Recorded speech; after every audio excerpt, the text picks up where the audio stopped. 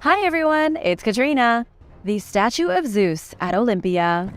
At one point, there was nothing bigger or better in the ancient world than the statue of Zeus at Olympia. It was the first, in chronological order, of the 7 wonders of the ancient world. Master sculptor Phidias was behind the megalithic monument to Zeus. It was truly a sight to behold, even larger than the statue of Athena at the Parthenon. Pilgrims from all across the Mediterranean traveled to Athens just to see the massive statue of Zeus, lord of all gods of Olympus. The statue was built over 40 feet high, depicting Zeus seated on his heavenly throne.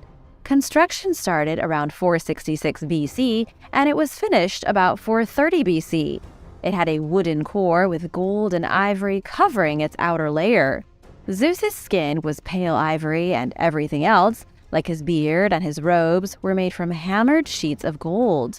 There was also a lot of silver, copper, and glass that would make up the finer details of the god's wardrobe. And of course, he was also encrusted with jewels.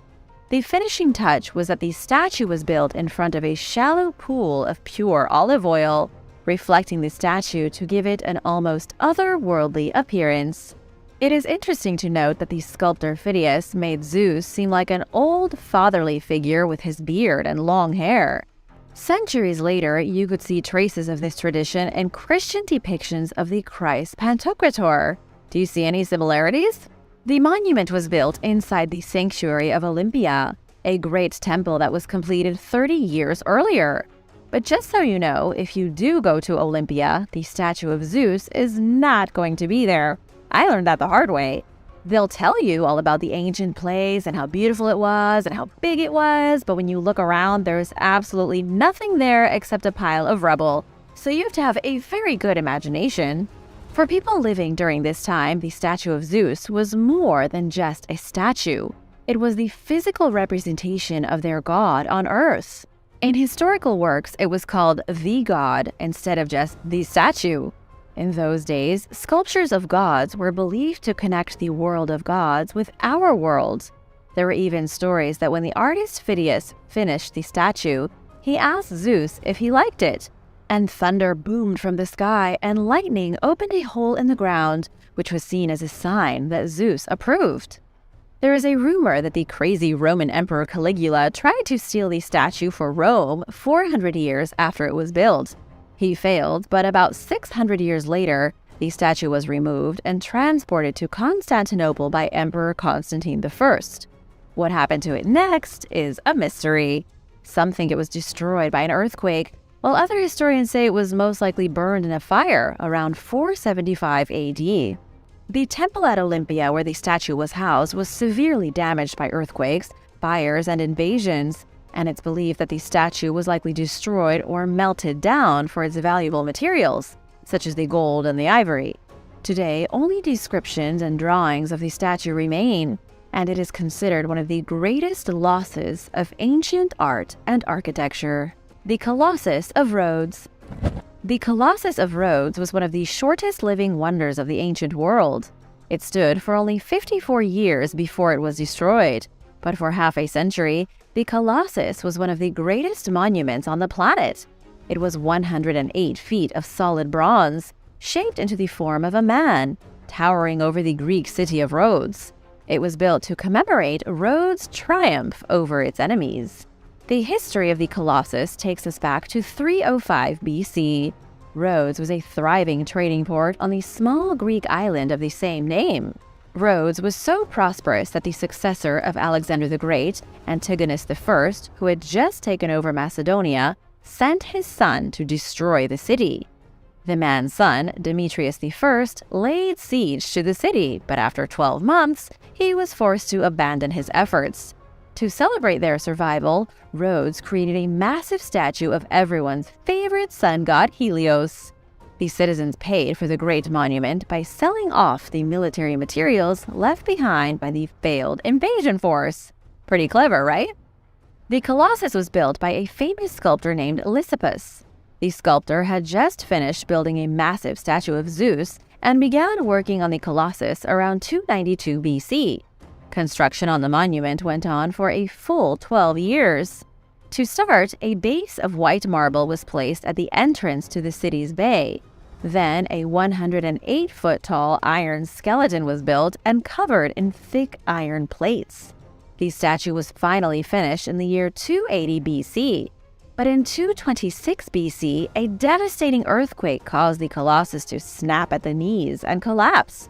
So, unfortunately, absolutely no trace of the Colossus remains today. It's shout-out time! I want to give a big thank you to Nibelungen72 and Paula Burnett for supporting this channel. If you are new here, be sure to subscribe and join the family. And let me know what your favorite wonder of the ancient world was.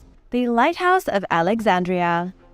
The Lighthouse of Alexandria was a historical mystery until its remains were discovered by French archaeologists in 1994. Up until that point, nobody had even known where the lighthouse originally stood. The giant structure was built between 280 and 247 BC at the northern edge of Egypt, at the bay leading into the city of Alexandria.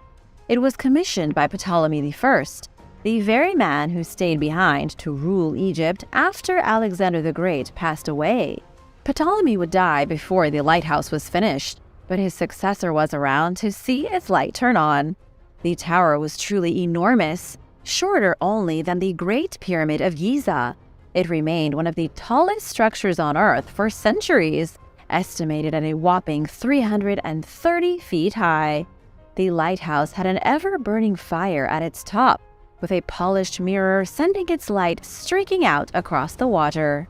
As with so many great structures in the Mediterranean, the Lighthouse of Alexandria was destroyed by an earthquake.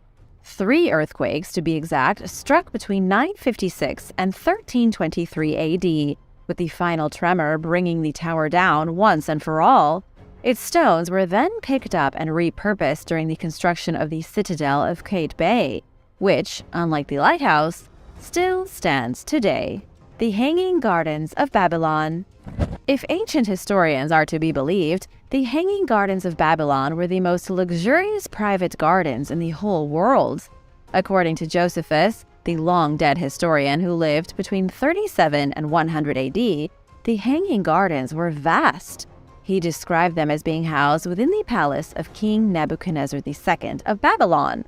This legendary garden may have been located in the ancient city of Babylon, which was situated on the eastern bank of the Euphrates River, in what is now modern-day Iraq.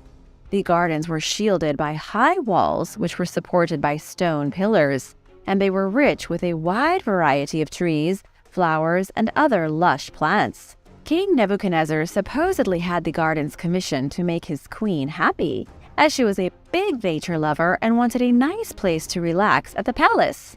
Nobody knows exactly what was planted in the gardens, but we do have a pretty good idea. Historical accounts describe extensive fruit orchards bearing almonds, olives, pears, pomegranates, and figs. There would have been all the fruits and vegetables a person could possibly want. All of these plants were part of a hanging oasis fed by a system of aqueducts and canals. The garden was also suspended about 75 feet above the desert city of Babylon, making it a truly magical sight to behold. The biggest issue is that nobody has ever been able to confirm that the Hanging Gardens of Babylon ever truly existed. Despite scientists searching for the location for decades, nobody has ever found physical evidence of the garden. While some say the gardens were part of a palace in Babylon, others say they may have been located in the Assyrian capital of Nineveh, or in the city of Susa, which was located in what is now modern-day Iran. Whatever the case, computer models based on historical descriptions of people who wrote about the gardens show that this place wasn't just beautiful, but also an incredible feat of engineering.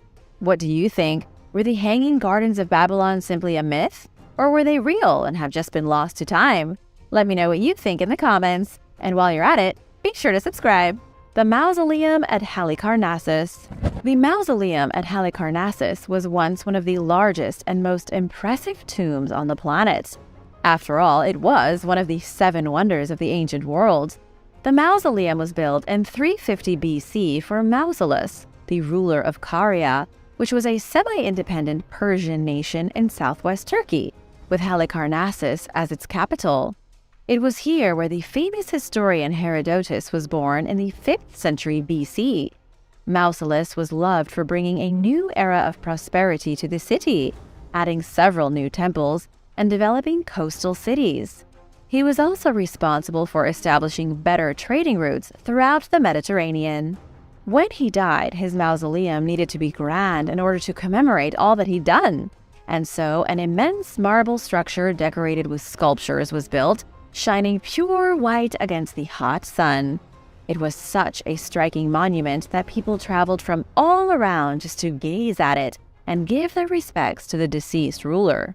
Pliny the Elder, the Roman historian from the 1st century AD, described the mausoleum as being 440 feet long and crowned by an amazing statue of a 4-horse chariot. Modern excavations in the ruins of Halicarnassus have shown that Pliny's measurements weren't that far off. Archaeologists identified the ruins of the columns that once held the mausoleum's roof up, and a surviving fragment from one of the chariot wheels that had adorned the structure. As for what happened to the mausoleum, it collapsed around the 13th century due to natural causes. Then, most of its marble was taken away to help build the walls of the Bodrum Castle, the Great Pyramid of Giza. We all know what the Great Pyramid of Giza looks like now, but not everyone is familiar with what it looked like immediately after its construction.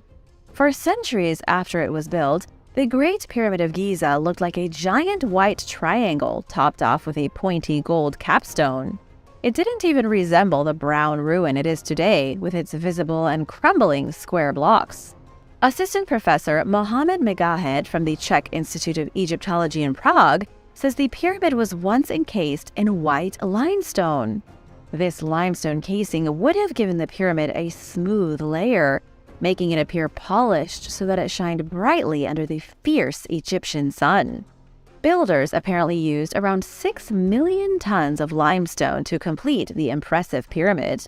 There are rumors that the large gold capstone at the top was able to conduct electricity, which may or may not have been true. Despite what the conspiracy theories may have you believe, all archaeological evidence says the pyramid was commissioned for Pharaoh Khufu after his death in 2528 BC. It was used as a tomb for the mighty pharaoh, but about 1,000 years later, under the reign of King Tutankhamun, the shiny white facade of the pyramid began to be stripped. The pillaging continued until the 12th century AD, when all the bright white limestone was gone and the gold capstone was stolen, leaving the pyramids drab and brown. The Temple of Artemis. Ephesus was the biggest city in Asia Minor about 2,500 years ago. It was a Greek port known throughout the Mediterranean for being a city of magic. In 550 BC, King Croesus built the megalithic Temple of Artemis, one of the lesser-known wonders of the ancient world. It looked just like any other Greek temple, only it was positively massive. It was built using over 100 marble columns, each one decorated in sculptural reliefs. The structure was about 350 feet long and 180 feet wide, complete with statues of Amazon warriors and lion heads everywhere. And the whole thing was completed for Artemis, the Greek goddess of the hunt, a deity that's largely based on the ancient earth goddess Cybele. The temple was likely a place of brutal ritual sacrifice.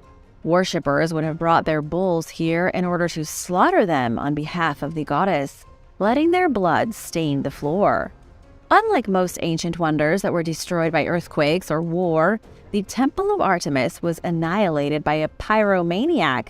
A lunatic named Herostratus burned the temple to the ground on July 21st, 356 BC. He did it because he wanted to achieve infamy, which worked out for him in the end, since we are still talking about him 2,300 years later. Hagia Sophia. There have been a lot of contenders for the 8th wonder of the ancient world.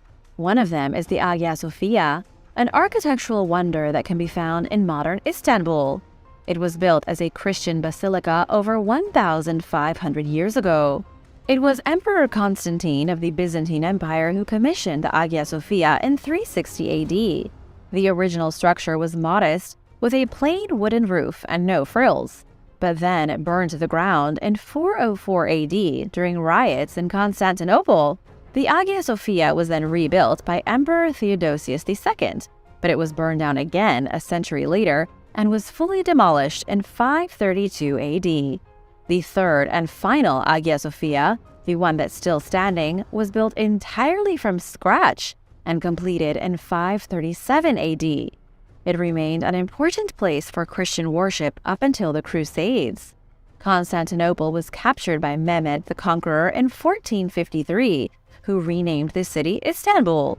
The Hagia Sophia was turned from a Christian place of worship into a mosque. These days, it's still an important place for both Christians and Muslims. It was briefly a museum, but more recently it was turned back into a mosque. Sigiriya. Sigiriya has been declared by none other than UNESCO itself as the 8th wonder of the world. This majestic place can be found in Sri Lanka in the Matale district. It's an ancient rock fortress with a palace built on the top of what is essentially a giant boulder. Locals call the place Lion's Rock, partly because the only way into the ancient fortress is through a giant lion's mouth constructed of brick and plaster. Sigiriya isn't as ancient as the original wonders, though, since it was built around 477 AD by King Kashyapa I. People had already been living on the rock since the 3rd century, but it didn't gain great fame until the king decided to build his capital there. Kashyapa had recently secured his throne by assassinating his father and kicking his brother out of the kingdom. But the king was afraid his brother would come back with a force and challenge him.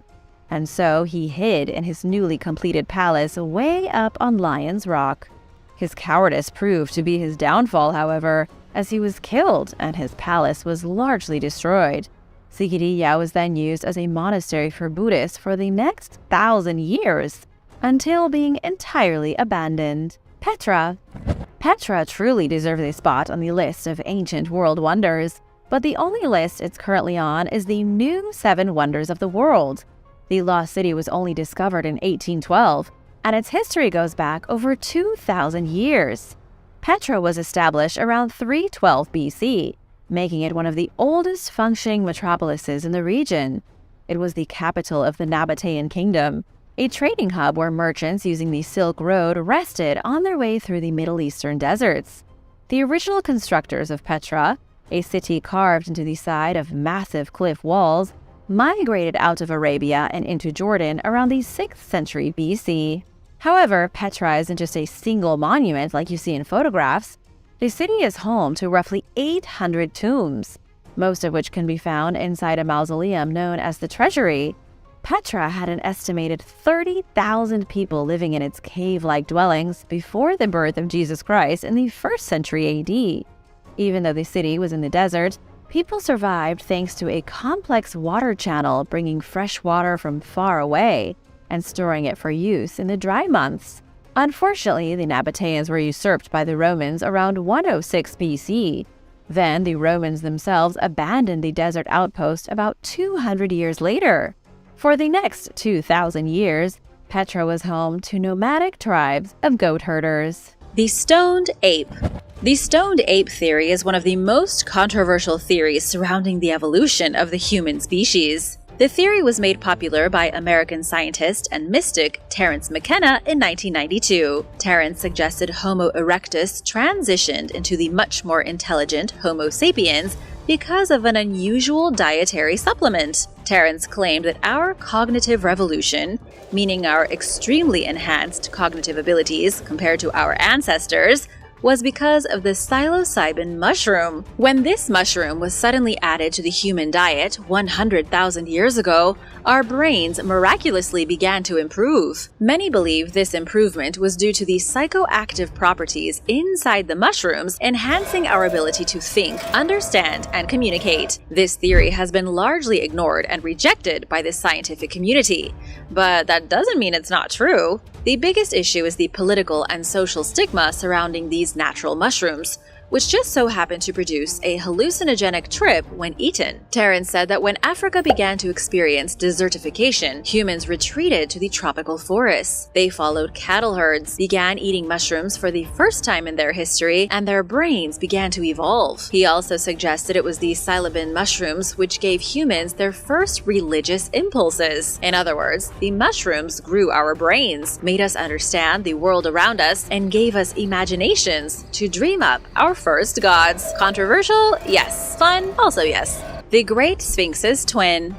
There may have once been a twin to the Great Sphinx. The monumental Sphinx, which stands guard before the Pyramid of Giza, may have once been accompanied by another, one that looked almost identical to it. The thing is that in most ancient Egyptian depictions of sphinxes, they come in pairs. For example, the earth and death deity Aker is depicted as a pair of sphinxes sitting tail to tail. Many historians agree that the Egyptians would never have built only a single sphinx, and that the Great Sphinx should have had a partner facing the opposite direction. Historians Jerry Cannon and Malcolm Hutton have suggested the lost sphinx could be buried in a mound directly beside the one that's still standing. And they aren't the only ones that think this either. On the Dream Stela, an ancient stone carved around 1400 BC during the reign of Thutmose IV, there is shown a pair of sphinxes. The Inventory Stela from 670 BC, currently exhibited at the Egyptian Museum in Cairo, even mentions the sphinx being repaired after it was struck by lightning. And finally, satellite images taken by NASA appear to show a mysterious anomaly near the Great Sphinx that suggests something huge once stood beside it. The theory is that a second sphinx once existed, but it was destroyed after being hit by lightning and never repaired. It's also believed both sphinxes once wore metal crowns, but they were removed after they kept being hit by lightning. Cannon and Hutton believe the lightning strike likely occurred around 1000 AD, shattering the stone and ultimately destroying the second sphinx. The fall of Assyria. The Assyrian Empire dominated the Near East for hundreds of years up until the 7th century BC. They ruled thanks to an unprecedented military force that brutalized its enemies and instilled fear in all those who challenged them. But when they showed their first sign of instability and weakness, they were destroyed. A coalition of rebels appeared, other lesser kingdoms rose up, and the people of Mesopotamia banded together to bring down the Assyrian Empire. It was one of the largest wars ever fought on the planet, lasting over 20 years. When war was finished, the Assyrian Empire was wiped out. But who were the Assyrians? They were an ancient group of people who appeared at the dawn of civilization in the 21st century BC in what is now Iraq. According to historians, they worshipped a pantheon of deities known as the Anunnaki. These gods were considered descendants of heavenly beings who arrived on Earth and created humans. The primary function of the Anunnaki was to dictate the fate of humanity. According to some, like famous British conspiracy theorist David Icke, the Anunnaki were more than just gods. David and others like him believe the Anunnaki were real reptilian beings who came down from space to rule over the early tribes of humans. They were our reptilian overlords and the real rulers of ancient Assyria. But after Assyria was destroyed, the reptilian overlords lost a lot of their power. They then had to adapt, moving into the shadows and ruling over humanity in secret, which some theorize they have been doing for the past 4,000 years. Merlin's magic. Was the famous wizard Merlin truly an ancient magician, or was he just a character in a fairy tale? Or, as a third option, was the famous Merlin from the Arthurian legends a wise tutor who went down in history as a mythological spellweaver? According to the legends, Merlin was imbued with many magical powers, such as shape-shifting. The first mention of Merlin is in the History of Kings of Britain, written in 1136 as a work of non-fiction. The book was supposed to be a record of the true history of the English kings. In this book, Merlin is described as the son of the devil and a servant of God. From his very beginnings, Merlin was a source of great mystery, but some historians theorize his character was based on multiple historical figures. In 1136, when the book was written, these historical figures would have been well known to most people, although largely forgotten today. These figures include the prophet Myrddin Wyllt and the brutal war leader Ambrosius Aurelianus. Merlin also prophesied that Arthur would become king of the Britons. It's impossible to say which theory is correct, After all, they are just theories. Merlin was either inspired by a real prophet who spoke of a coming king, or he was a real wise man who lived 1,000 years ago and assisted some other king in matters of magic and astronomy. The Wendigo. The Wendigo is an ancient nightmare spoken of in whispers by the First Nations people of the plains. The Wendigo is an insatiable monster with a hunger for human meat. According to the legend, the Wendigo was once a hunter, but he became lost on a scary winter night. His hunger drove him to commit unspeakable acts, and he slowly transformed into a crazed beast. Ever since, he has been roaming the forest in search of humans to eat. His story is horrifying and made even scarier by the fact that it might have been inspired by something that really exists. The myth of the Wendigo likely comes from the Algonquian Native Americans, but depending on who you ask, the details change. They didn't exactly write their stories down, and so tales of the Wendigo have been passed from generation to generation verbally. The theory some experts have is that the Wendigo is, or was, a relative of Bigfoot. That's right, the famous North American beast that so many have seen, but none have ever properly photographed. Sightings of both the Wendigo and Bigfoot have been made in Canada and cold northern states like Minnesota. All the way into the 20th century, Algonquian tribes blamed unsolved disappearances on attacks perpetrated by the Wendigo. And if Bigfoot can exist, why not a bloodthirsty cousin? Some believe Bigfoot and the Wendigo are distant relations, creatures left behind from prehistory. What do you think? Is the Wendigo real? And if so, is he related to Bigfoot? Let me know your thoughts in the comments, and be sure to hit that subscribe button while you're at it. The reincarnation of the temple priestess. Seti, born with the name Dorothy Louise Eady in 1904, was one of the most peculiar figures of modern archaeology. She was an antiques caretaker, an Egyptologist, and the keeper of the Abydos Temple of Seti I. But these days, she's mostly famous for the bizarre theory she had about herself. Dorothy, who worked for the Department of Egyptian Antiquities, believed she was the incarnation of a priestess from ancient Egypt. She was behind considerable historical research in Egypt, but also believed her previous life was that of a temple priestess. The strange belief began around 1931 when she moved to Egypt. She married a man and lived in Cairo, then began having nighttime visits from an apparition of Hor-Ra, an extremely obscure deity. According to Dorothy, Hor-Ra explained through these nightly visits her entire life as a young woman in Egypt between 1290 and 1279 BC. She was supposedly a virgin priestess who was visited by Seti I, the king, and impregnated. Dorothy died at the age of 77 in 1981. She most certainly made some major contributions to Egyptian archaeology, but whether she truly was a reincarnation of the mysterious priestess who gave birth to the child of a king, nobody can really say. The Aztec death. 500 years later, and scientists believe they finally have a realistic theory for what killed the Aztecs. And no, it wasn't just Spanish colonialism. On top of that, the truth is that in 1545, disaster struck the Aztec in the form of a sickness. Within just 5 years, 15 million people were killed by an epidemic the Aztec named Cocolitzli. That was roughly 80% of their population. It was this sickness that made the Aztec people so easy for the Spanish to conquer and subjugate. With their population sick and dying, they could barely defend themselves. The sickness itself was one of the worst humans ever contended with. First came a fever, then a headache, then the victim would bleed from their eyes, mouth, and nose. The only good thing was that death would normally come within just 3 days after the first fever. The mystery is that no one has ever known what caused it. Big suspects are smallpox or influenza, but just recently, scientists found DNA evidence that it was an enteric fever, something similar to typhoid. Scientists found the evidence by looking at the teeth of Aztec victims.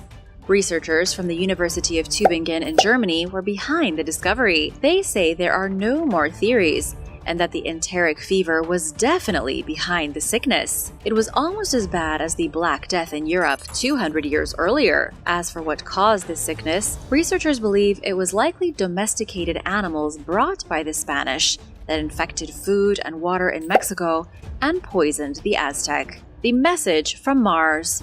In 1908, a message from Mars found its way to a rural community on an island in British Columbia, Canada. 14-year-old Willie McKinnon was working on his father's property in Cowichan Valley when a meteor fell through the atmosphere and hit the ground 8 feet from where he was standing. The meteor was round as a marble, and its surface was etched with symbols that looked a lot like Egyptian hieroglyphics. The shocking story was published on the front page of a local news article on September 5, 1908. Willie then spent the rest of his life trying to decipher the mysterious message from Mars.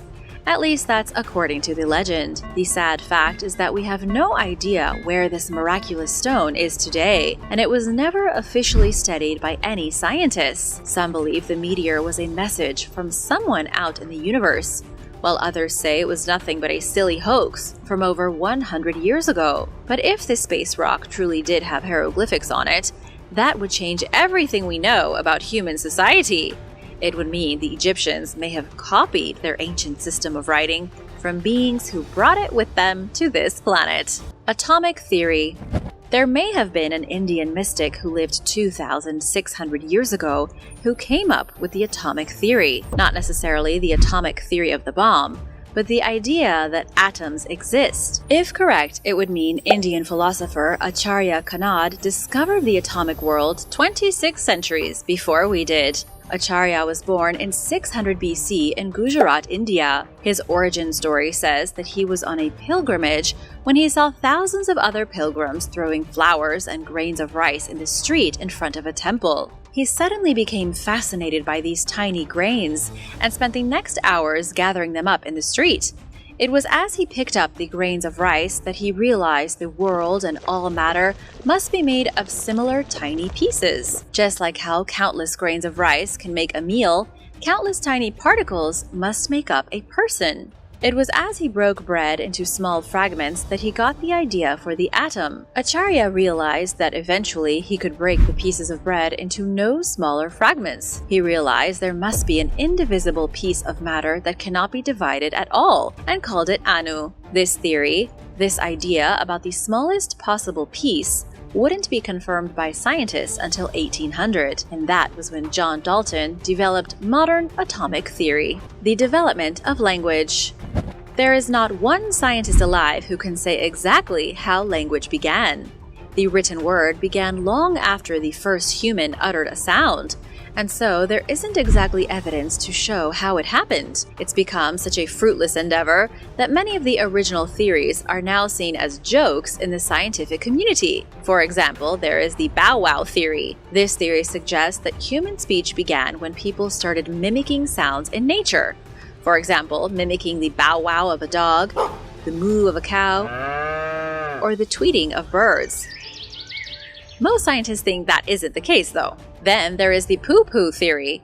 This one says that humans created their first words by copying vocal responses to things like pain and emotion. For example, when you stub your toe and cry out.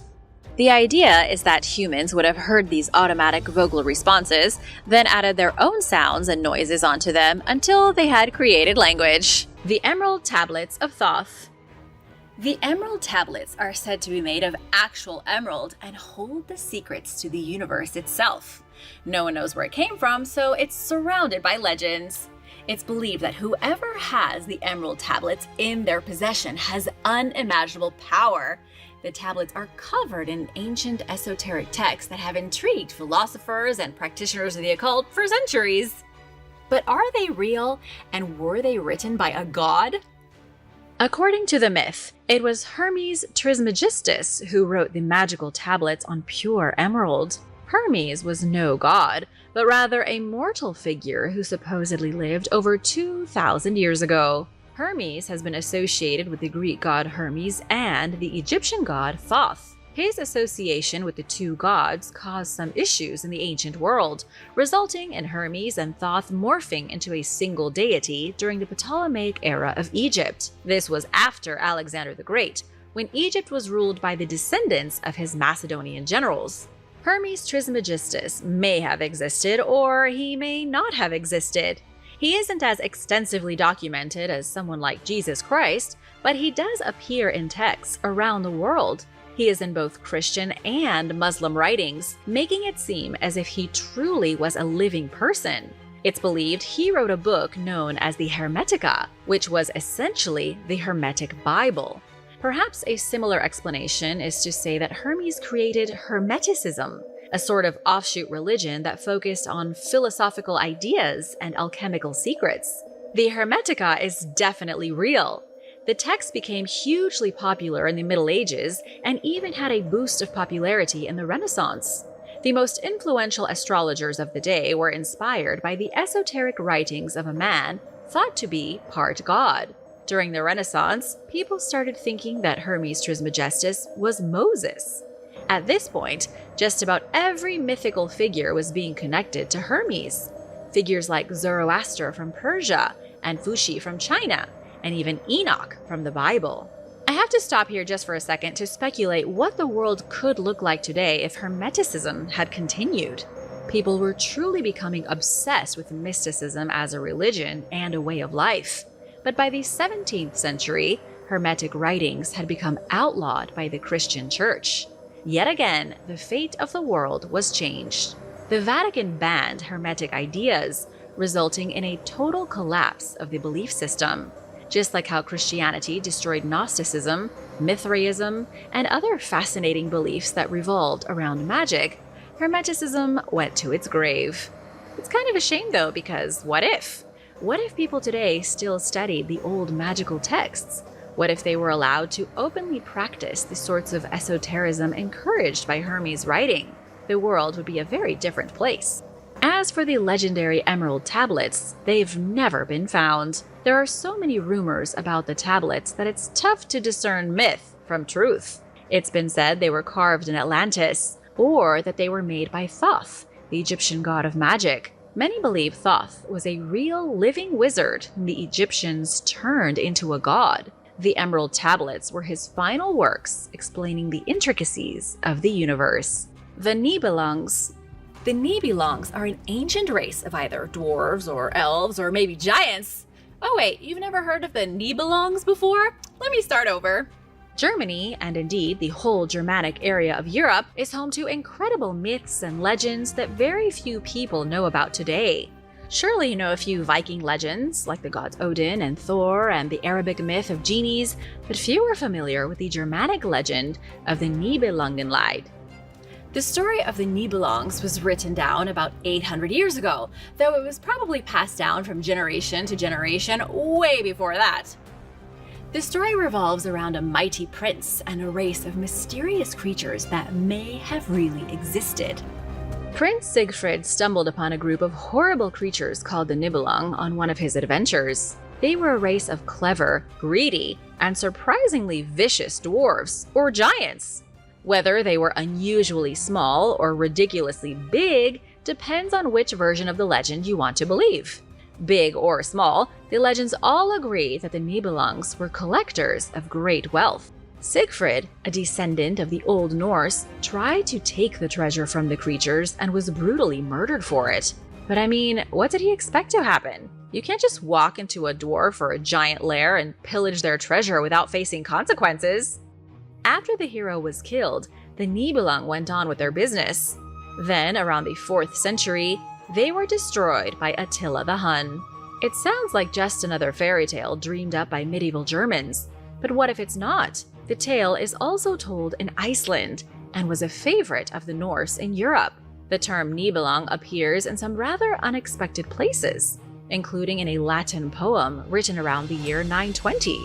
Scholars can't decide if the Nibelung were true mythical beings eradicated by the Huns, or maybe they were a northern civilization that's been totally overlooked by scientists. It's shoutout time! I want to give a big thank you to John Stamos and Toy Ibat Moosebow for supporting this channel. Thanks so much for hanging out with us today. If you are new here, be sure to subscribe if you haven't already for more videos about mysteries of the ancient world. Pakal the Starman. Did the famous Maya ruler Pakal go to space? Some consider him the original Starman. If you ask this question to an archaeologist, they would most likely laugh in your face. But here, there is no question too outrageous for me to answer. I think maybe Pakal did go to space. Actually, I'm just kidding. Probably not, but I'm going to tell you why some people think so. But first, I need to give you more details about who Pakal was. He was an exceptional man, king of Palenque during the middle part of the 7th century AD.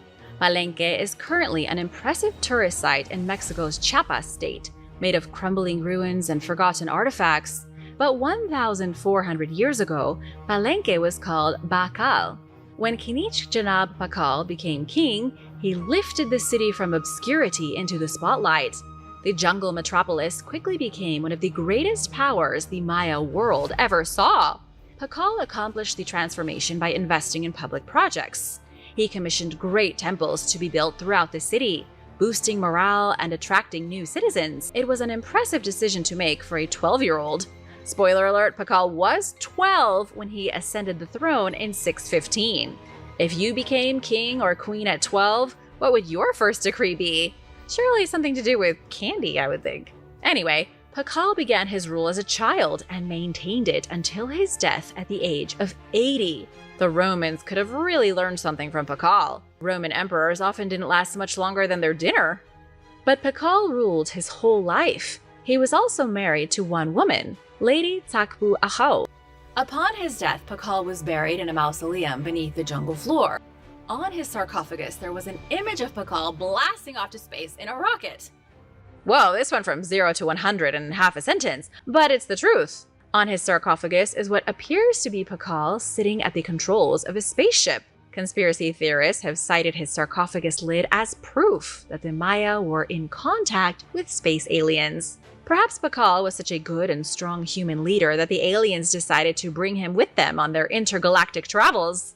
Maybe Pakal ascended to the heavens just like Enoch or Jesus Christ from the Bible.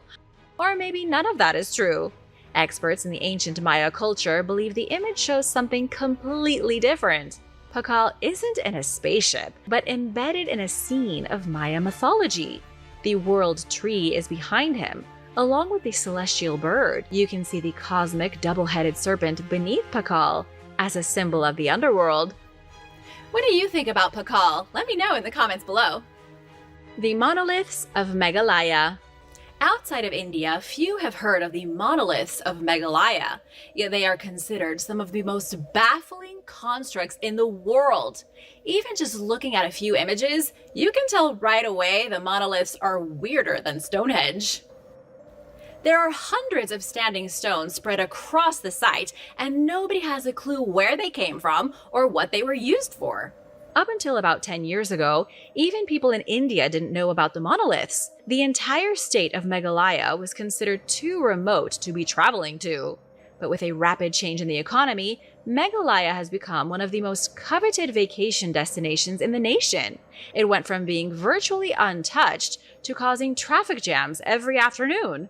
The giant monolithic stones were carved from single hunks of granite, shaped into vertical pillars and horizontal slabs. There isn't just one site in the state where they can be found. They are all over the place, concentrated in fields, spread across jungles, and left in ruins on the sides of random hills. The tallest of the monoliths is over 25 feet tall. Local legend claims it was a giant responsible for setting up the stones as his own rocky playground. But what really happened? There are absolutely zero records of the megaliths anywhere in India. Experts such as Dr. Vinay Kumar from Banaras Hindu University believe the stones were gathered during the Jaintiapur kingdom. The kingdom stretched across the hills of Meghalaya into Bangladesh 500 years ago. It existed until around 1835, when the British arrived and banished the Jaintia king into exile. Dr. Kumar believes the Jaintia people built the stones in commemoration of the dead. They either served as tombs or as humongous grave markers. But if that's true, where are the bodies? And why are some of the stones vertical towers and the other ones are horizontal slabs?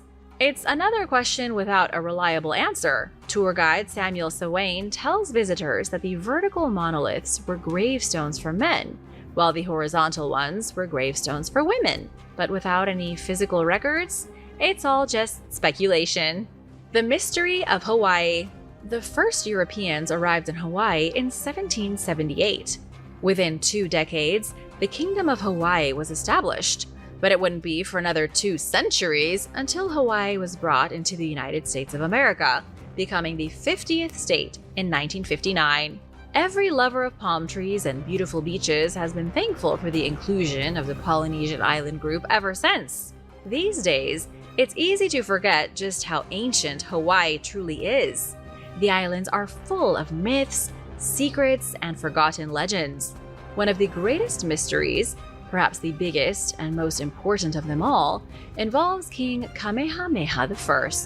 Depending on how old you are, you may have heard the word Kamehameha for the first time being shouted by a spiky-haired anime character on late-night TV. But Kamehameha is a real human's name, the name of the man who unified the Hawaiian Islands under one king. Kamehameha is the most important historical figure in Hawaiian history. The king died in May of 1819, and now nobody knows where he is. His bones are somewhere, presumably still in Hawaii, but where have they gone? For ancient Hawaiians, burials were extremely important events. The same can be said for many cultures around the world. But Hawaiians were particularly secretive when it came to the funeral rites of ruling chiefs and kings. First came a ceremony in which the body was prepared for the afterlife. This was pretty gruesome, even more gruesome than being a modern mortician. Using primitive tools, the flesh was removed from the bones. Once the bones were picked clean, it was time to stash them in a secret location that nobody would ever find. When night came, after King Kamehameha's bones were prepped, his trusted lieutenants, Hoapili and Hoalulu, took his remains to a hiding place and left them there. They most likely left the bones in a cave, or maybe they buried them somewhere near the coast. It was absolutely imperative that the bones be hidden. Otherwise, the king's spirit would never transition into the Hawaiian realm of the gods. It's been over 200 years now, and Kamehameha's final resting place is still a secret. Many have tried to find it, and there has been a lot of speculation. It's suggested his bones could be stashed somewhere near Kalokohonokohau, where previous chiefs were buried. But nobody has found the king's remains. What do you think? Should we leave him alone, or should people keep looking? The dancing plague. Have you ever partied so hard that you almost danced yourself into an early grave? For the residents of Strasbourg in July 1518, they did dance themselves into the grave. The people of this medieval city came down with boogie fever, and scientists have never been able to explain it. Wait, boogie fever is real? It sure is, but this particular case is known as the Dancing Plague of 1518. The city of Strasbourg was part of the Holy Roman Empire then. It all started when a woman named Frau Trophia stepped into the street and began to dance to an invisible beat. She twisted, twirled, and shook what her mama gave her, but then she didn't stop. All by herself, without a trace of music to be heard, Frau Trophia danced for almost a week. Then her backup dancers arrived. After a solo that would put guitar superstars to shame, 36 other locals started dancing in the streets. Frau Trophia soon collapsed, her heart no longer beating. One by one, her backup dancers all fell to the ground, danced to death. By the time July was over, about 400 people had boogied, jived, and grooved until their hearts gave out, and they died on the spot. Physicians were baffled.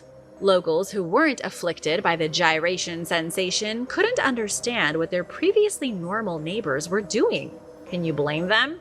What would you think if hundreds of people took to the street and danced like maniacs for weeks at a time?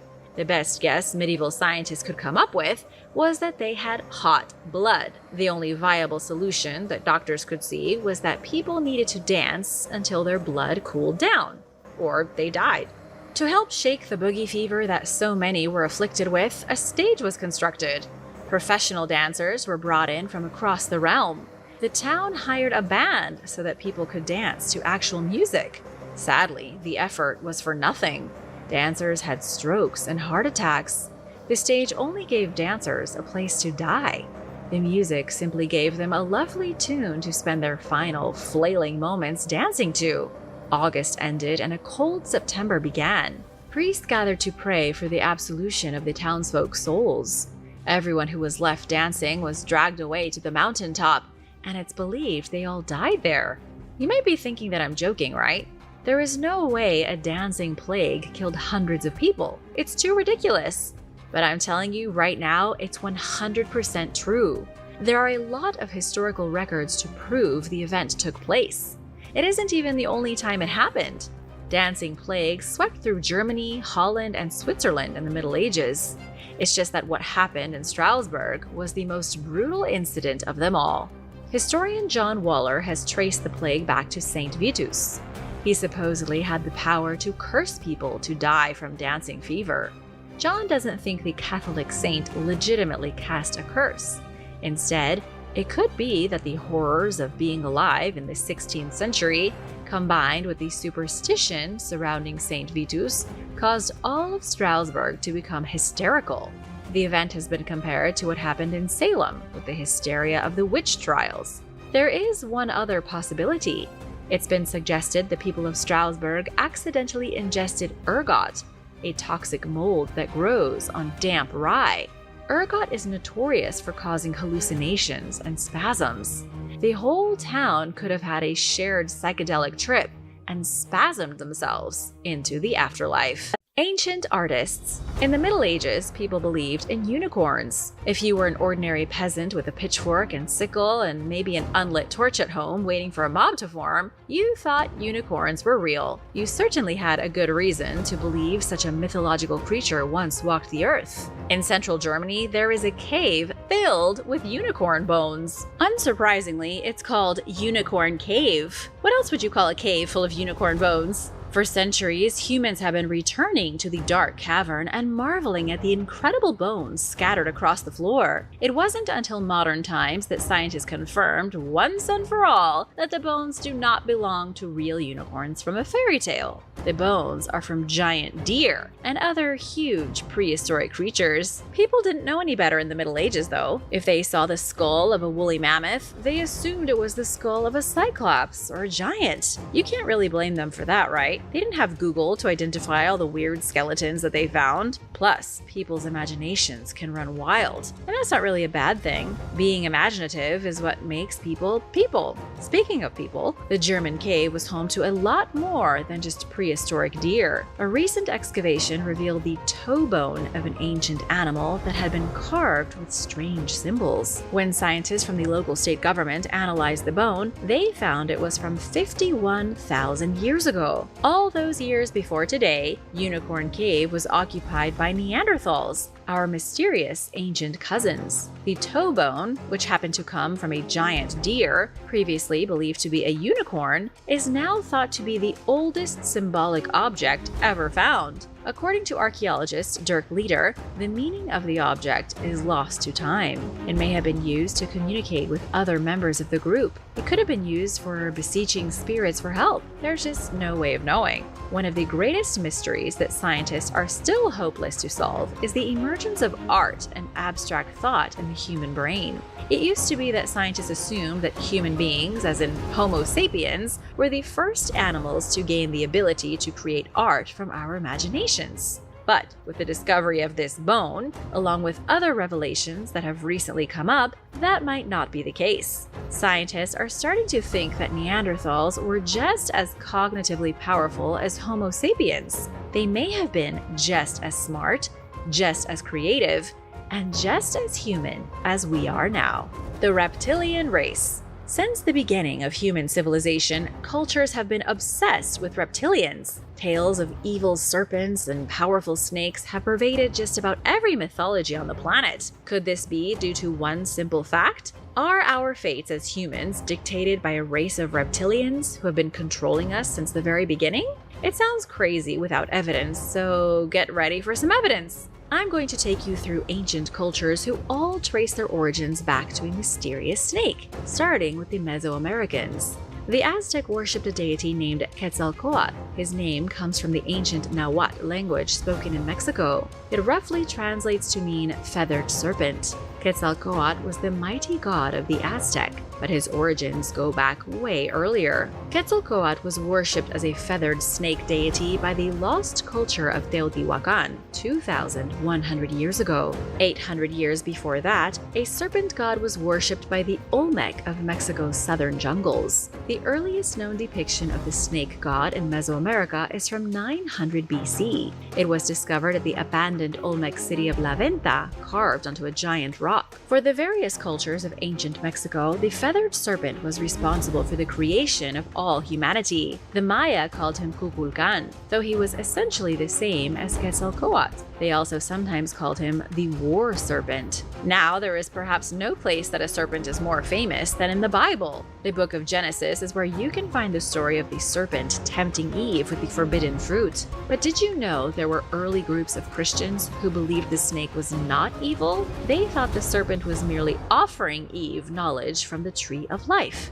In the Quran, the holy book of Islam, there are stories about reptilian-like creatures known as jinn. According to the Islamic texts, these freaky beings were already on the planet before humans arrived. For the Hopi Native Americans, reptilians were a very real threat. 5,000 years ago, they told tales of a meteor shower that rained down on the world, forcing a race of lizard people to seek refuge underground. These reptilians built great cities along the Pacific coast, under places like Los Angeles. Supposedly, the lizard people still live deep underneath California to this very day. Just imagine that a few hundred feet underneath Hollywood Boulevard is a family of reptilians sitting down for a meal of earthworms or whatever it is reptilians eat. I could go on about lizards and ancient societies until the cows come home, but I still have a few mysteries I need to confound your brain with today, so I'll wrap things up with the Ubaid culture of Mesopotamia. The Ubaid culture was one of the earliest to rise in what is currently Iraq. They were technically part of Sumerian history. The earliest part, between 6500 and 4100 BC, they established the earliest towns in Mesopotamia and started farming the land. They were also totally obsessed with reptilians.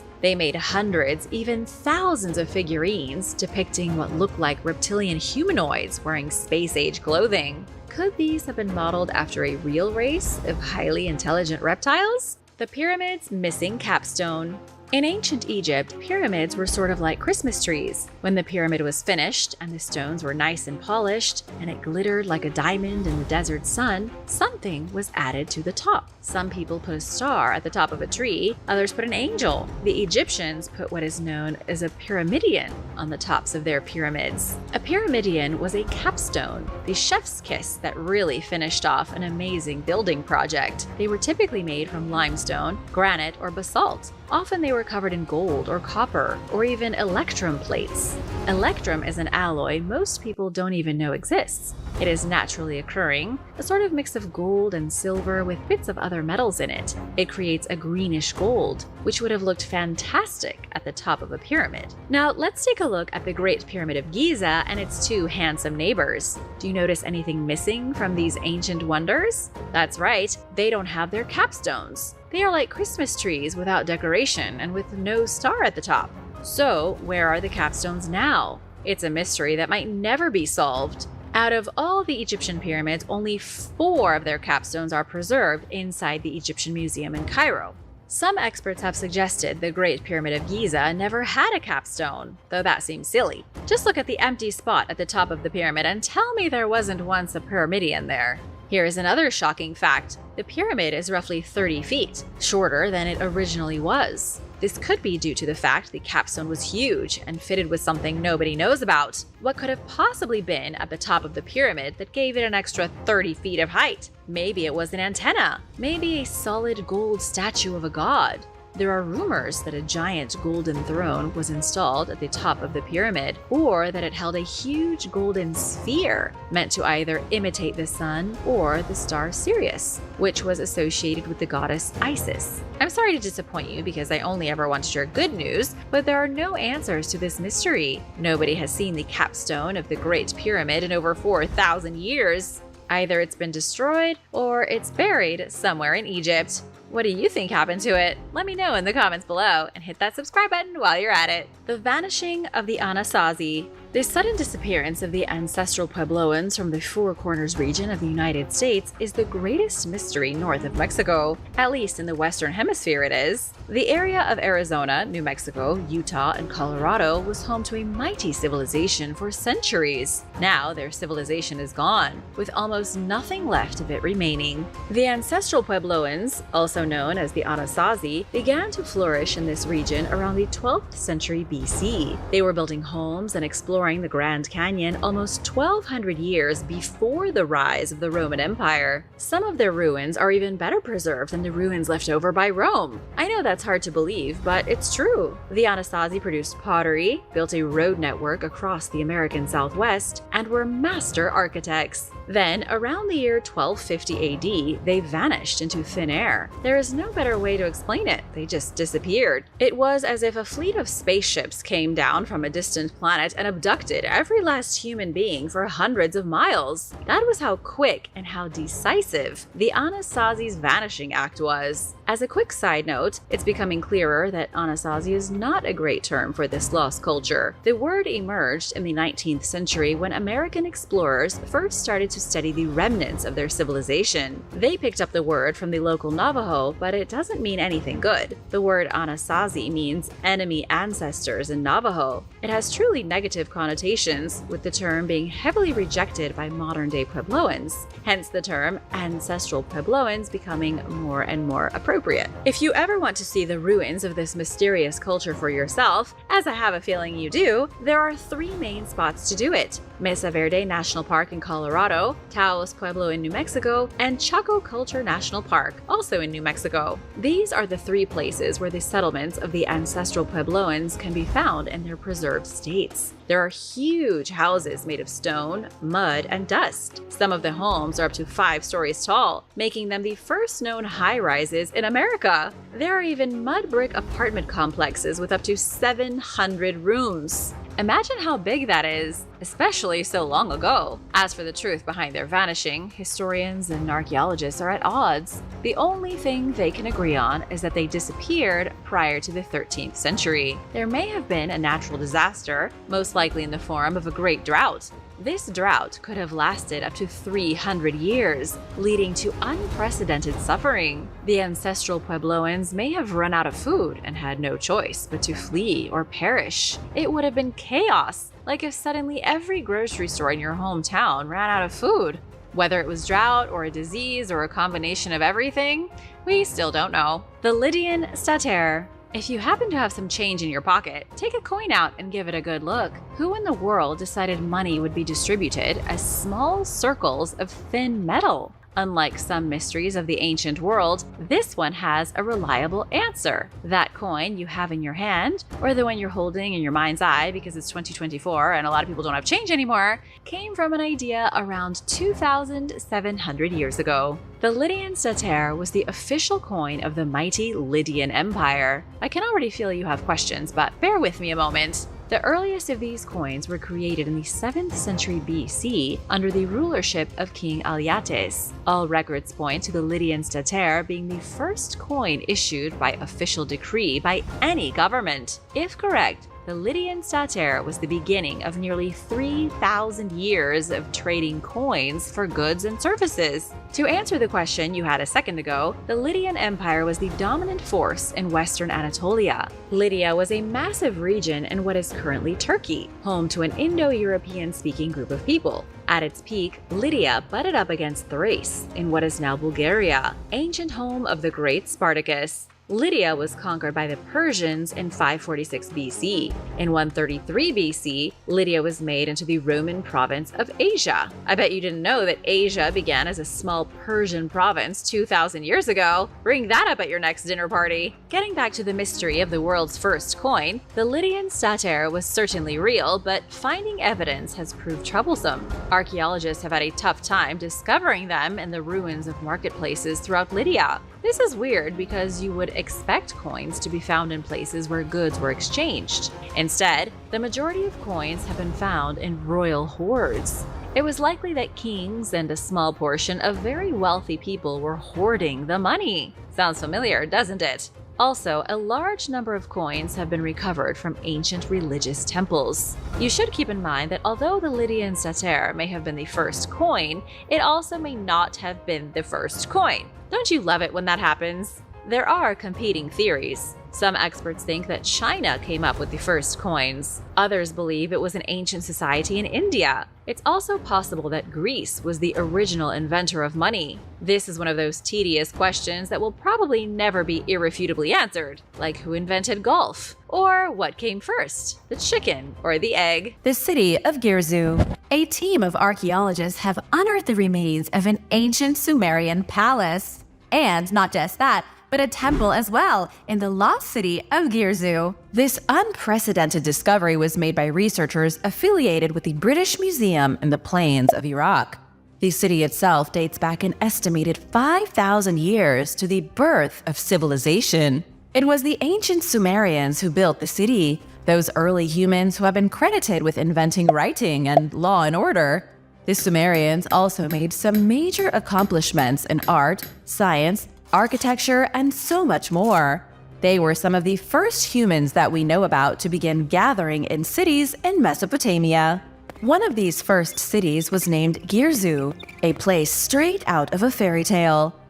Nothing remains now except its ruins, but this was once a major center of Sumerian culture. It was a huge, shining city and the center of some of the most lucrative trade in the world. While other places on the globe still had people living in caves, Girzu was like a city built by the gods.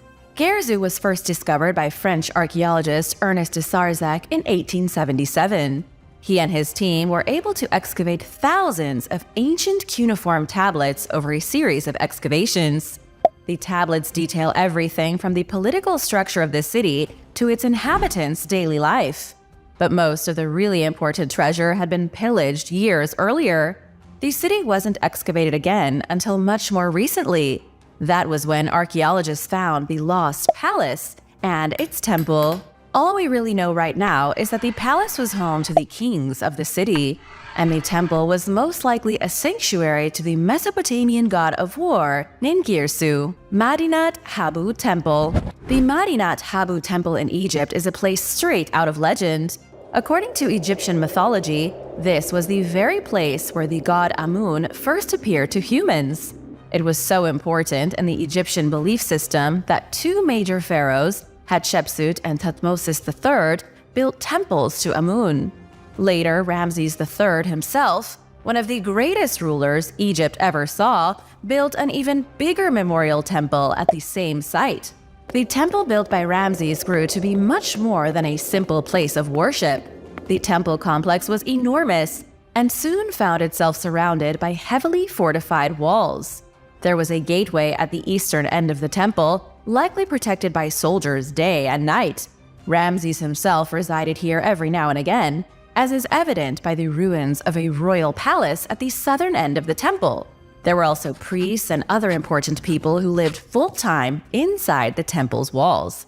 Archaeologists have even revealed a canal that was connected directly to the Nile, meaning people could maneuver their boats from the Great River and straight into the temple. That access point is long gone, though. The climate has changed a lot since the days of Ramses, 3,100 years ago, and the canal has been filled with desert sand. Big shout out to Dano's Music, Low-Key Dope, and Michelle. Thanks so much for watching and supporting Origins Explained. We wouldn't be here without you. If you are new here, be sure to subscribe and join the family. We'd love to have you. Ha'amonga Amaui. One of the most beautifully magical places in the Pacific is on the island of Tonga Tapu.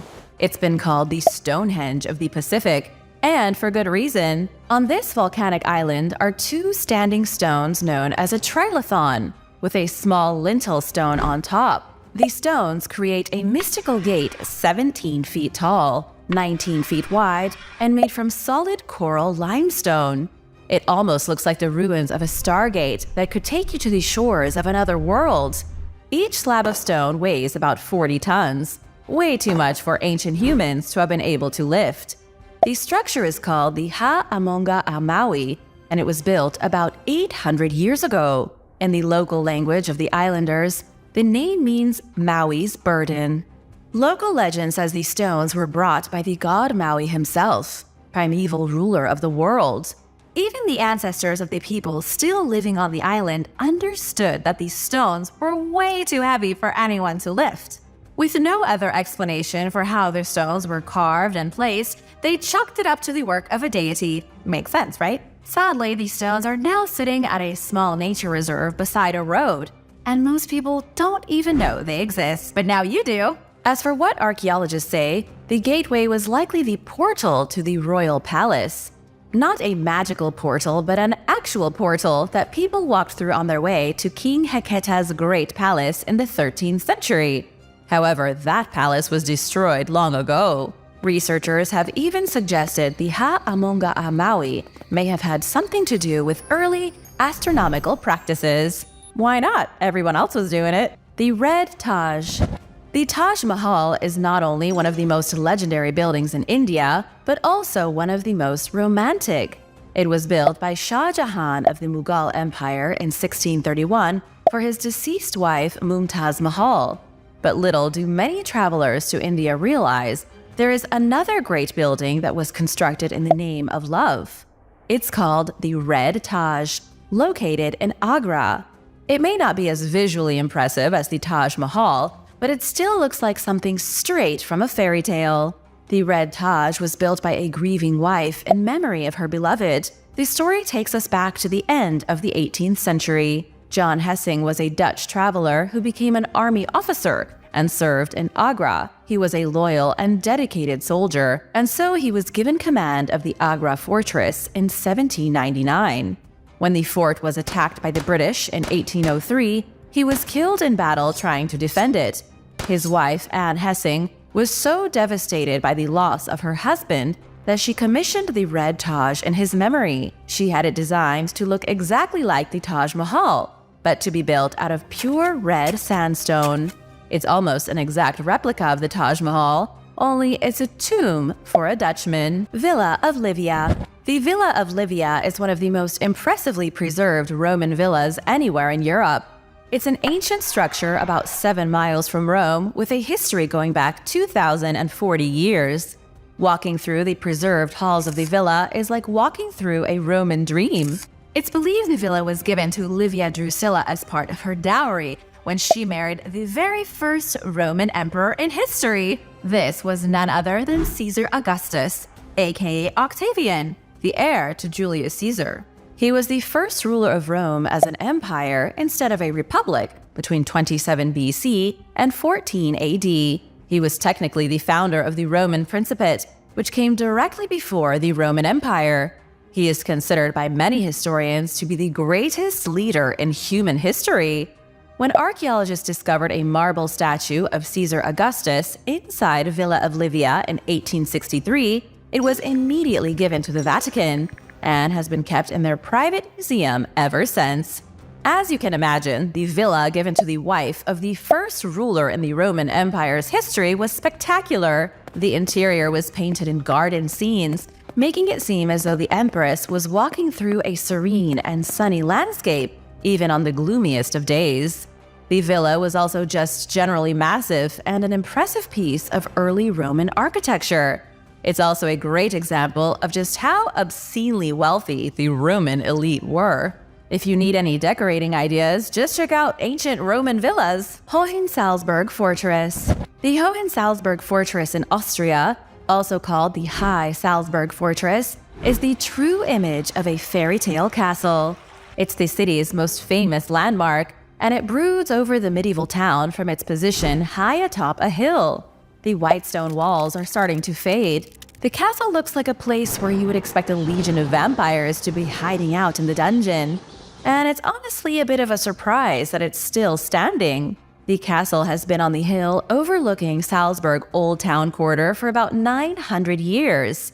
So of course, it's gone through some changes. In 1077, Archbishop Gebhard commissioned a fortress to be built on the hill. When it was done, the fortress was nothing more than a weak wooden wall and a simple bailey. But expansions continued, especially since there was an ongoing conflict between King Henry IV of Germany, who was also the Holy Roman Emperor, and the archbishops residing in Salzburg. They wanted to protect themselves from the vengeful king, and so they added as many fortifications as they could. The archbishops survived the brutality of King Henry, then used the fortress again during the Hungarian War and Peasants' War, which occurred in the 15th and 16th centuries, respectively. These 2 centuries saw the castle improved even more. What you see today is the result of over 600 years of continuous construction. But as the medieval days came to a close, a stone-walled fortress became obsolete and unnecessary. Today, the High Salzburg Fortress is a living museum. Would you like to visit, or have you already? Let us all know in the comments below. The Coral Castle. The Coral Castle is not ancient, but it does look like it belongs in a fairy tale. The Coral Castle is one of the most fascinating places in Miami, built by a single man over the span of about 28 years. The castle is complete with mind-bending sculptures, a lush garden, but surprisingly no turrets or ramparts. Edward Leedskalnin was 31 years old when he moved to Florida City in 1919.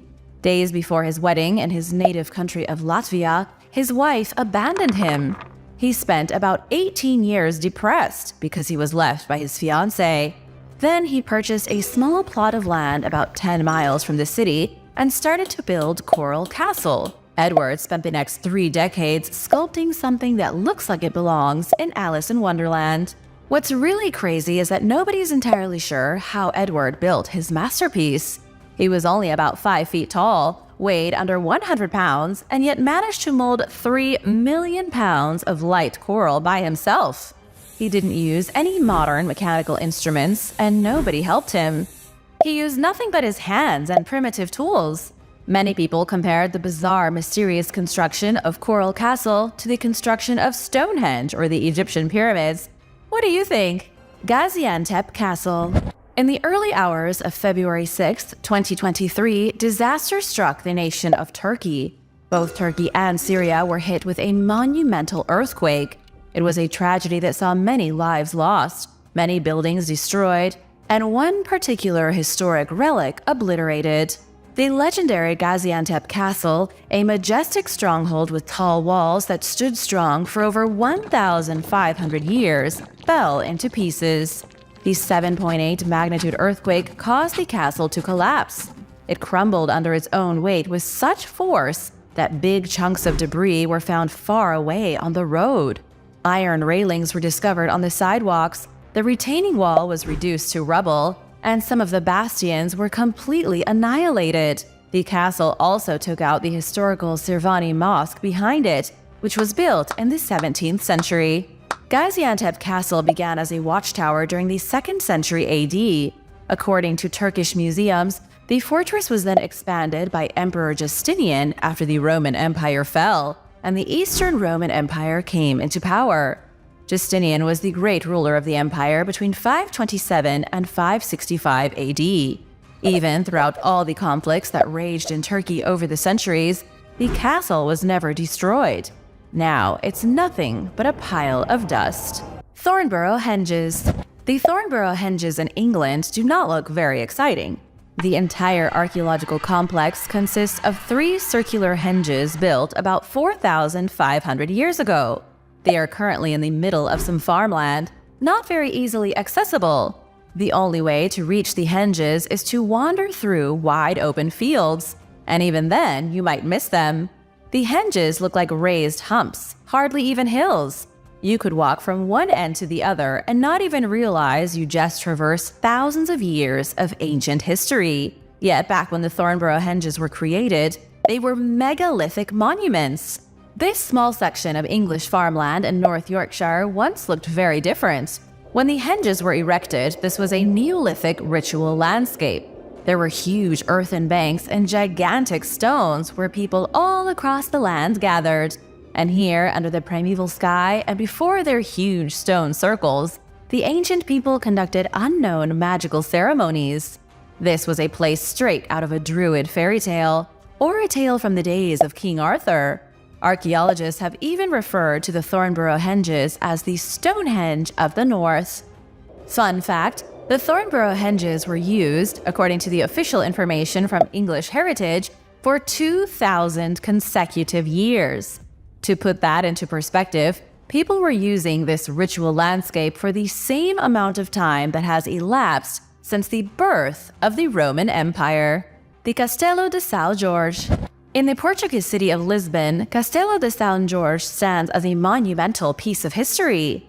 It's a fairy tale castle that has seen a lot more than the Middle Ages.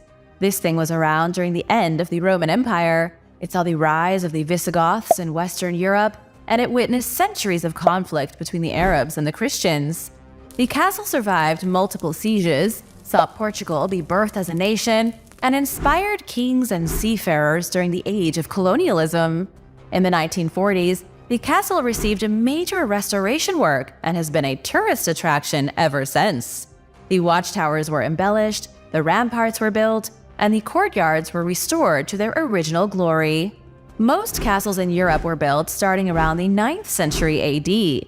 Castelo de São Jorge is fantastic because it was established as a fortress by the Romans in 200 BC. This is a rarity in the world of European castles. Sadly, though, it went from being an important military stronghold to being used as a prison in the 16th century. Then it was abandoned for 200 years after an earthquake damaged it in 1755. The Nahuelito.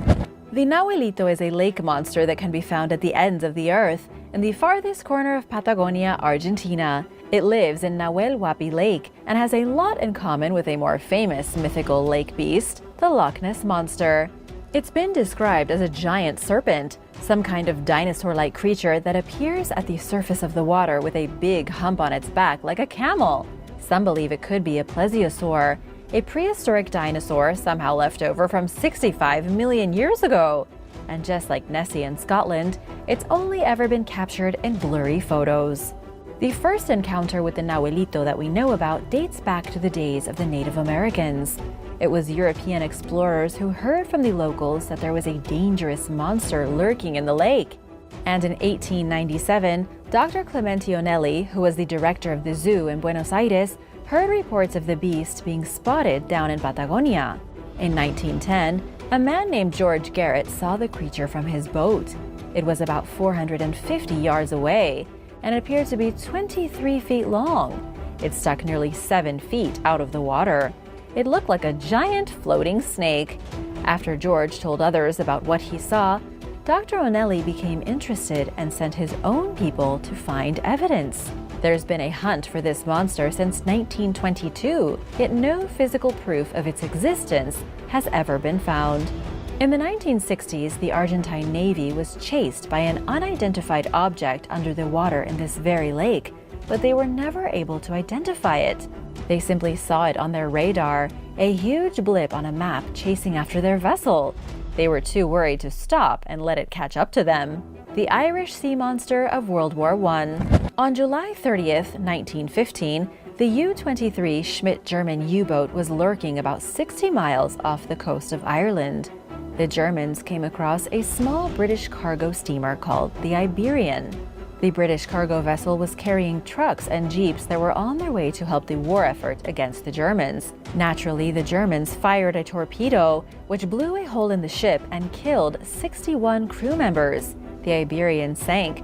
Then the gasoline that leaked out ignited and exploded, badly damaging the U-boat. And here's what else happened. That explosion, other than sending huge pieces of debris everywhere, also sent a giant sea monster flying through the air. According to the crew on the submarine, they saw a monster at least 60 feet long that looked like a crocodile being shot out of the water. The way they described it, it sounded a lot like an aquatic reptile. Some argue maybe it was a mosasaurus from 66 million years ago. 3 years later, in almost the same spot, on April 30th, 1918, the Mosasaurus attacked. A German U-boat had surfaced to recharge its batteries when the same sea monster described years before climbed onto their boat, ripped apart the forward-mounted gun, and tried to bite the ship in half. It caused so much damage that the Germans couldn't get back under the water and were soon captured by the British. But of course, nobody ever believed their story of being attacked by a sea monster. A red-eyed beast. A fisherman in Brazil recently shared some shocking footage of himself being chased by a mysterious animal under the water. We don't know exactly what this creature was, but it was moving at seriously high speeds as it tried to snatch the fisherman off his speedboat. He had his boat at full throttle. The camera pointed at the propeller and caught what appeared to be some kind of beast in hot pursuit. And to make things even more terrifying, you can see the monster's red glowing eyes in the footage. It looks like some kind of demon. The clip isn't very long, only 47 seconds, but the fisherman did at least give us the location. He was in the water just off the coast of Rio Grande do Sul, the southernmost state in Brazil. But unfortunately, we don't know what the creature was that moved so fast it could keep up with a speedboat. Some have said it was nothing but a seal with the red glowing eyes of a devil because of the camera. But the fisherman, presumably someone who has spent a significant amount of their life on the water, probably would have been able to tell the difference between a seal and a sea monster. The USS Stein. The USS Stein was a Knox-class destroyer escort for the United States Navy back in 1978. It was on a special operation in the Pacific Ocean, somewhere near Ecuador, when it encountered something unbelievable. From out of nowhere, the ship had problems. The sonar system was disabled. They appeared to be under attack by some invisible enemy, and so they turned around and returned to California. When the USS Stein docked at the Long Beach Naval Shipyard, maintenance teams got to work repairing the sonar dome, and that was when they noticed some extreme damage. The rubber coating around the dome was covered in cuts and scrapes. Something had sliced this thing apart. And when they looked closer, they found the large curved hooks of some sort of monster stuck inside some of the gouges. Their best guess at the time was that the hooks came from the suction cups of a large squid. However, it made no sense. Judging by the size of the marks, the squid would have had to be upwards of 150 feet long. That's over 3 times the size of the giant squid, the longest squid in the world. We don't know what attacked the USS Stein, but if it really was a squid, it must have been the legendary Kraken itself, a huge squid capable of sinking ships that scientists have somehow never discovered. Killer whales versus yacht. Matt Johnson couldn't believe what was happening when he found himself surrounded by a vicious gang of killer whales. Johnston was sailing his boat near the coast of Portugal when the killer whales came out of nowhere. At first, they looked kind of peaceful, like big, playful dolphins. But then they became angry. They started trying to take bites out of his yacht and fought over the boat like dogs scrapping over a treat. There were 4 killer whales, and their vicious assault went on for nearly an hour. They did serious damage to the rudder and rammed the boat so hard it started spinning in circles. Matt got worried they were going to split the hull. He thought the killer whales would break his boat apart and send him crashing into the water. At one point, Johnston said he even saw one of the killer whales swimming off with a piece of his boat like some kind of trophy. Luckily, the killer whales left before they demolished his boat beyond repair. But they did over $10,000 worth of damage. Plus, it cost him almost $500 to be towed back to shore. Since the incident, Mr. Johnston said he will never sail in that area again for fear of the killer whales. Attack of the great white shark.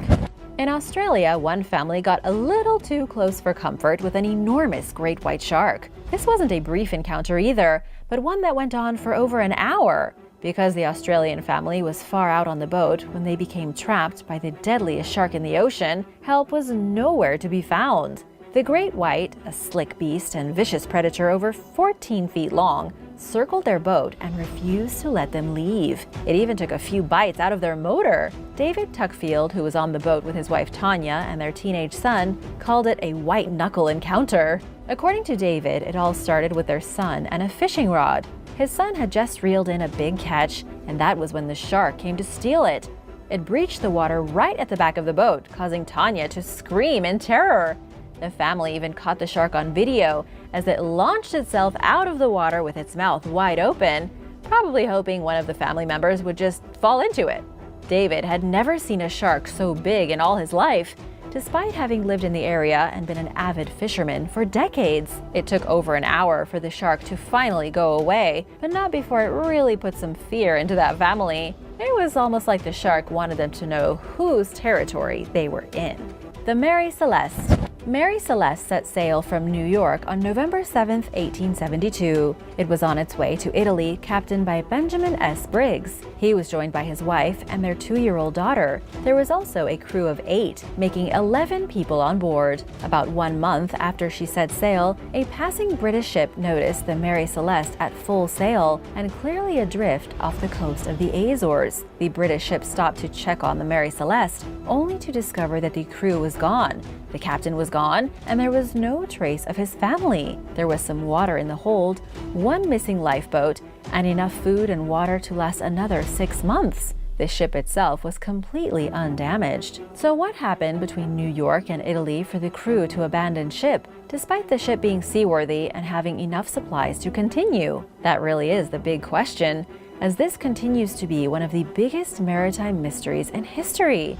Some believe they were attacked by pirates, but that wouldn't explain why the cargo was still there. One of the more scientific theories is that fumes from the 1,700 barrels of alcohol sitting in the ship's hold caused the crew to flee or go completely insane. But perhaps the most interesting theory is that the ship was attacked by some kind of giant octopus or a sea monster, something that could pick off the crew one by one. Something that was so terrifying, the captain and his family got on the lifeboat and tried to row themselves to safety. What do you think happened to them? Hippo attack. Near Niamey, the capital of the African country of Niger, 13 people were killed in a vicious hippopotamus attack. Sharks and crocodiles may get all the attention with devastating animal attacks in the water, but nobody has a kill record like the hippopotamus. Maybe a shark will bite one person, and rarely is it fatal, but hippopotamuses will utterly obliterate a boat and kill all the passengers in one sitting. And that's what happened in 2014 when a cranky hippopotamus attacked a boat full of students. The students were just crossing the river to get to school.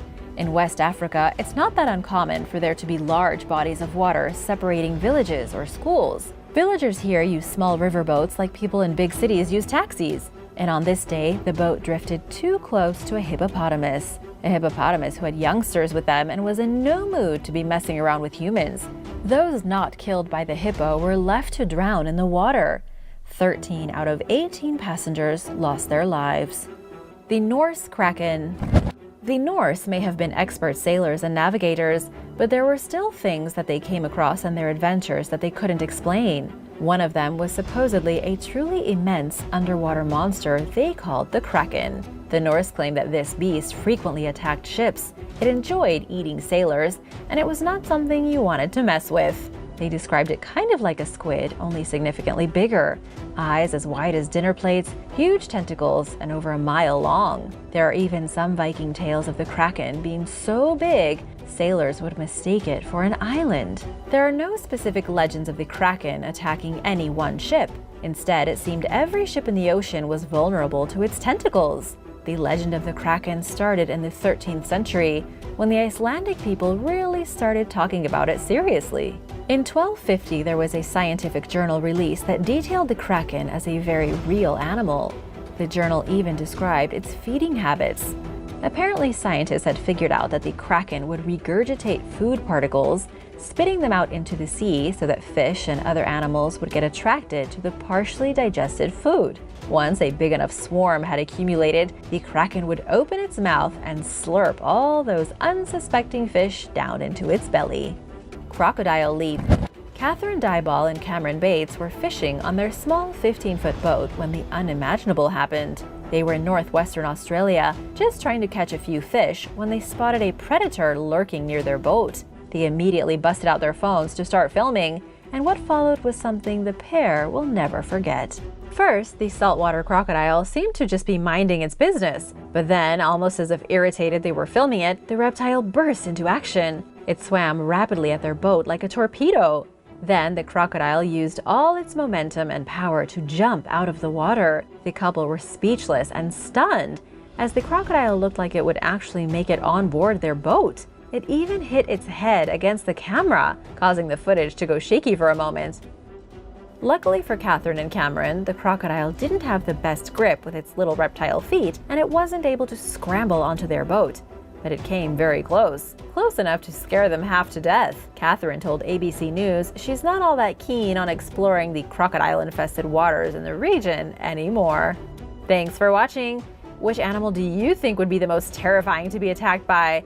Let me know in the comments below, and be sure to subscribe if you haven't already. See you soon! Bye!